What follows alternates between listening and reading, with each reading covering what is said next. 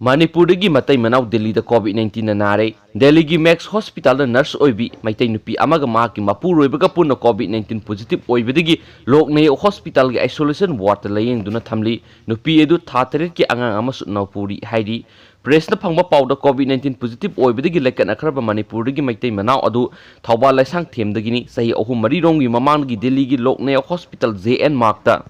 असान युम वायरग लेरखिबनी हानदी मनाव नुपी अमगा लेमिनरगा max hospital nurse ओइना थबक तौरखिबनी अदुबु सही अमा रोंगमी ममांगना लुहोंगलबा मतुंगदा मफम दुमक्तदा मापुरोइबगा लेमिनरखिबनी मखोइना लेरिबा मफम दुगी अकोइबदा कोविड-19 लाइसा संदोरकपदगी सुटी लौथोलगा मखोइ अनिका अदुदा मपान थोक्तना लेरखिबनी अदुबु साना थनबा लेसिलक्तबदगी नुपा अदु पोसै लेबा खरा तोइना सतोक चसिन तौखि नुमित खरनिगी ममांगदगी नुपा अदु लोखुबा मादि लेहौना सिंगबा तौरकपदगी ngang नुमिदांग वैरम लोकनायक हॉस्पिटल पुखतलगा टेस्ट तौबदा पॉजिटिव ओइरमनी माक टेस्ट तौबदा पॉजिटिव ओइरमदगी माक की मसा लुमलबी नुपी अदुसु ngasi टेस्ट तौबदा कोविड-19 पॉजिटिव ओइरमनी हाइदी मतै मनाव अनिगी मनुंगदा करमबना कोविड-19 लाइसा असि पुसिलखिबनो हाइबा चपचाना खंगमंगमद्री अदुमकपु माक की लोइनबी नर्स ओइरिबी नुपी अदुदि हानदगी हौनु सुटी लौरगा मपान थोक्तना लेबिना मंगोंदगी पुसिलकपा ओइगदरा हाइबसी सिंगननिंगाई ओइरी हाइदनसु फोंदोरक्ली अतोपा मरुओइबा पाव अमनमु जॉब कार्ड की सेल हाइहतपगी एक्स प्रधान अमा फारे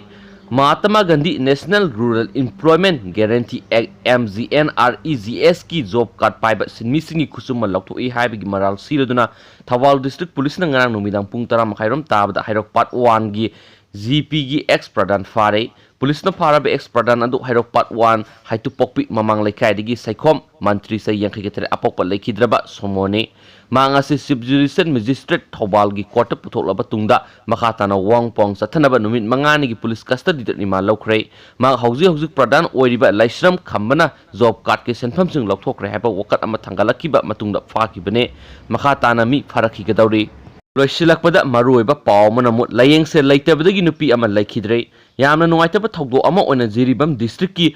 बोरोबेक्टर पुलिस स्टेशन की मनुंगसना लैबा दोलाखाल मैतै खुन वार्ड नंबर 2 दगी नुपी अमा लायेंगनबा सेल पुथोपा ngamdabadagi लैखिद्रे हाइरी माकी मपुरोइबा हौजिक पुनेदा लेबा कंपनी अमादा सिक्योरिटी गार्ड ओइना थबक तौदुना इमुंग मनुंग पुबने कोविड-19 लॉकडाउन मरम ओइरगा मयुमदा सेल थरपा ngamkhidabadagi लायेंगनबा सेल पुथोपा ngamdaduna सीबने हाइना खुंजा क्याना फोंलोंगनरखि लैखिद्रबे मियो एसिगी मसा मरी लेहौरी सगाइगी नुपा अमना फोंदोरपदा नुपी एदु ngarang लैखिदबने अवाब असिदा मणिपुर लेंगाना मतेंग पांगबियु बोराबेक्टर डिपार्टमेंट ऑर्गेनाइजेशन की चेयरमैन जितेना फोंदोखिबदा नुपी असिगी मपुरोइबादु सोरा नंगनबा लैंगाकना लांगनबा सिनबियु हाइना वफम थमखि हाइनसु पाउसी असिगी खुतांगना फोंदोरक्ली।